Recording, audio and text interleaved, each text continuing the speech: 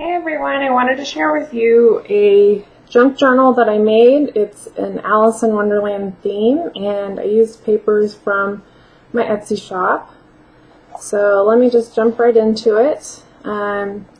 So the cover from back to back is made of recycled cardboard.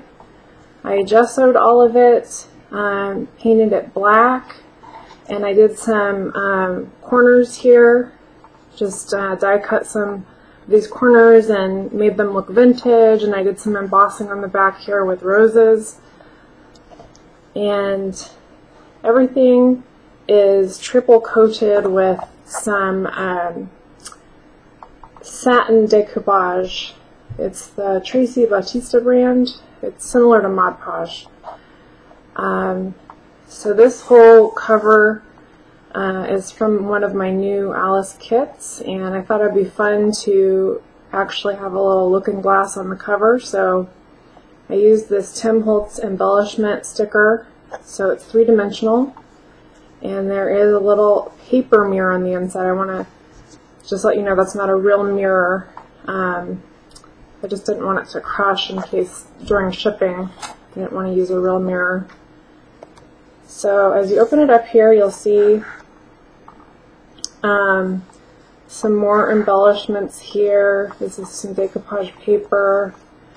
I printed out some of these giant tags. These are also from my store. And I used some Tim Holtz papers. Almost all of the papers are either coffee or tea stained. Use some washi down here, some really pretty washi from Michaels, and just lots of the familiar characters that you know from Alice. I believe these two sheets are Momenta scrapbook sheets. There's also some Hobby Lobby papers in here, and I wanted to include lots of different things that I sell in my digital store, not just to include it in the journal as part of the fun, but also to get more of a sense of how I would use all of those things together if I were to make a book or a mini album or something like that. So this is from the newer collection. You can see I've edged the papers. Lots of the papers I distressed at the edges and then inked them either with distressed ink or distressed stain. So lots of writing space as well. And I definitely kept the colors to kind of what I think of as Alice in Wonderland colors. Red for the hearts, that pale blue, pinks, pale greens.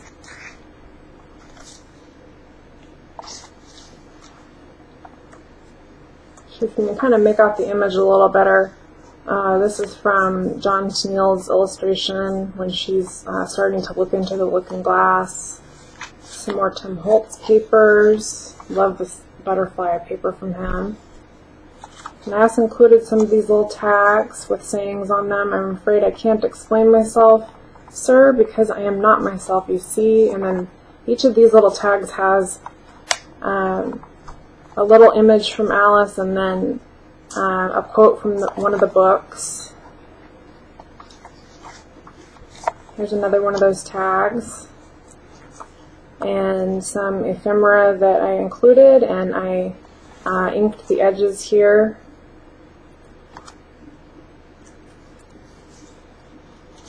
And then I have some medium-sized tags.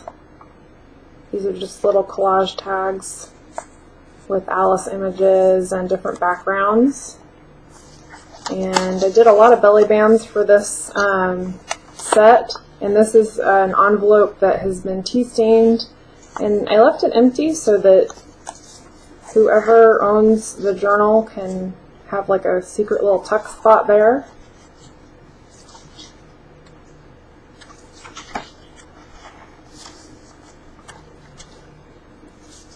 And the way I bound this, I used some twine from Hobby Lobby, and you'll see with the signatures there are 4 total signatures, and this leaves you plenty of space for you to include your own papers and pictures and whatever you'd like to include. But as you can see, when you turn it this way, it still holds really well. Like it won't, things won't fall out of it.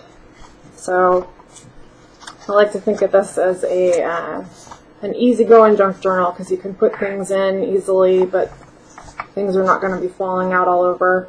Here's some more tags. A lot of the tags I experimented printing out and coffee dyeing them after, or coffee dyeing the paper beforehand and then printing it. So my preferred method is to coffee dye the paper before I print on it. I've found, at least with the inkjet printer, that if you coffee dye it afterwards, it's going to take away a lot of the detail. So this is an example of a little tag that I coffee dyed the paper beforehand, then printed on top of it, so it has that nice vintagey look, but you can still read it and make out the details, but it does still have that nice aged effect. And then I edged this one, I believe, with walnut stain. That's a distress ink. So some more postcards. Use some stamps in here. Just anything that reminded me of Alice. So of course the teacup with the Mad Tea Party. This is another one of those little tags. This one just says Curiouser and Curiouser. And a lot of the belly bands and other little embellishments I embossed.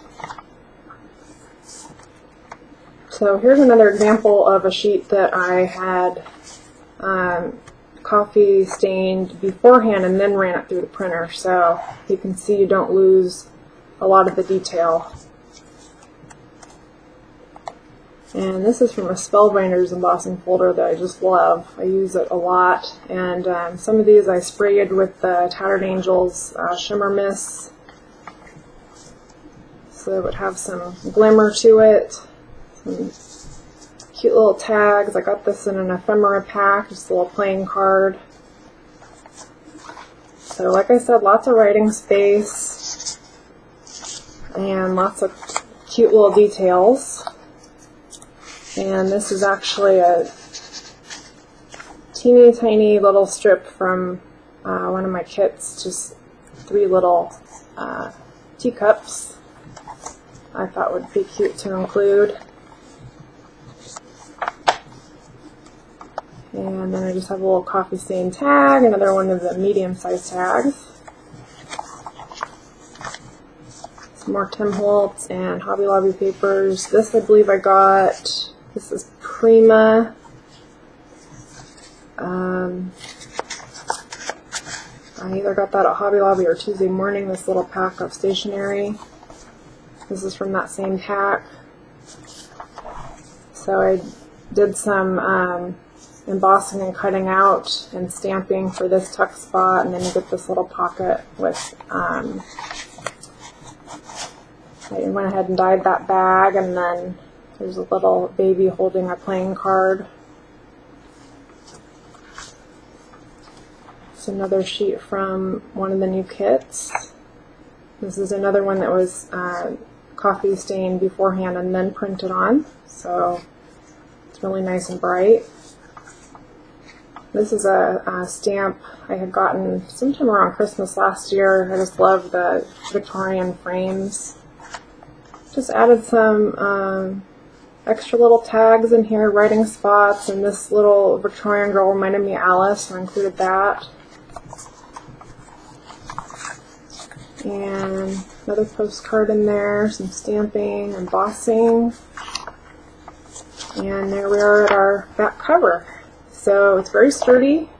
I've tested it out for wear and tear, and this is my version of the accordion style binding. This is the first time I've done it this way, but I really liked how this worked out with the flower and everything. So this will be for sale. It will be $60 plus shipping, and I can ship internationally if you'd like.